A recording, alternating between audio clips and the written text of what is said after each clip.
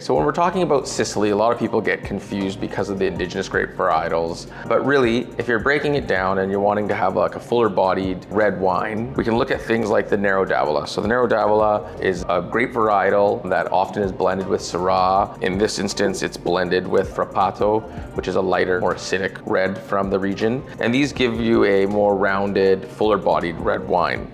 If you want something a little bit lighter, we can look at Etna. So Etna is on the northeast and south of the volcano, and it's made with a Nerello Mascalese grape varietal. The pronunciation is not perfect on my end, and if you go down to Sicily, they speak a dialect that it's even harder for even Italians to understand. But this is a wine that's very influenced by the volcano. It has a nice high acidity, and like the top producers can make a wine that's within the top 5 wines of Italy. That same varietal then can also make a rosé, and a lot of the wines are not necessarily always advertised. You're seeing it a little bit more now, but a lot of the wines are made in an organic. For instance, if you look at Donna Fogata, their Passita di Pantelleria, this is a sweet wine that's made in a UNESCO heritage site. So this is made with Zebibo, which is a muscat. The grapes are dried and then they're pressed, and it becomes a really good dessert wine. Great to eat with biscotti as well. Very, very cool wine. Another really cool thing about Sicily is Marsala. And you can see Marsala is just at the tip here. And this is made with Catarratto, Chardonnay grapes, and this is a fortified wine. So this one here that I'm holding, this Marsala Superiore Dry, is a Marsala often is used in cooking, used with mushrooms. You'll see like saltimbocca, which is an Italian dish where they fold prosciutto inside, whether it be chicken or veal, and then it's made with a Marsala wine sauce. So it has savory notes to it. You can also get more premium Marsalas. We don't necessarily always see those in our markets, but you can get more premium Marsalas that'll taste more like a port, and that are often just after dinner and you're just sipping a few ounces of it and just lightly enjoying that.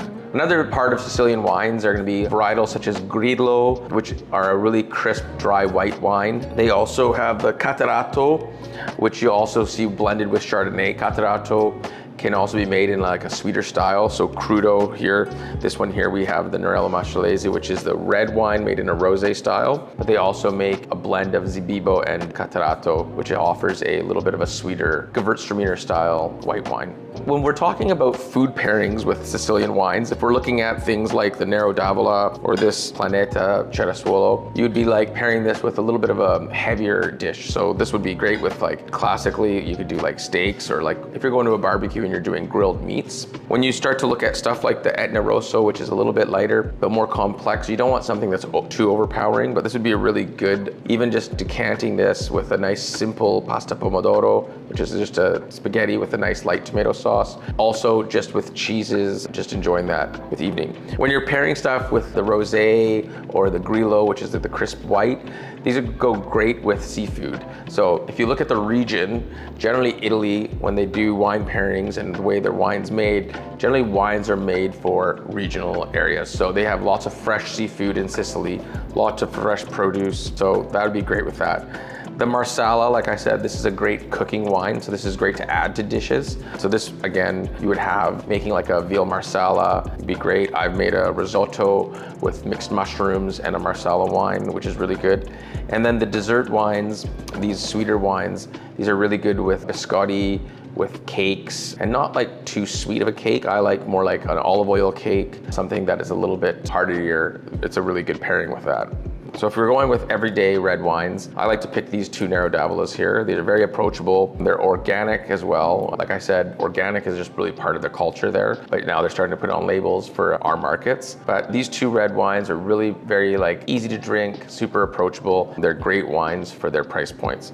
If you're looking for something like a little bit of a step up and something that's a little bit more premium, I really enjoy this Giovanni Rosso Etna Rosso. As I said, this has the volcanic influence, and it's a very unique red wine. And then on a summer's day, this Crudo Rosé from Terra Siciliana is really good. It's a really crisp rosé. I really enjoy it. It's unique. It has nice floral flavors as it's made with a red varietal, and it's really good to just enjoy either before you're having one of these or just during a barbecue with friends.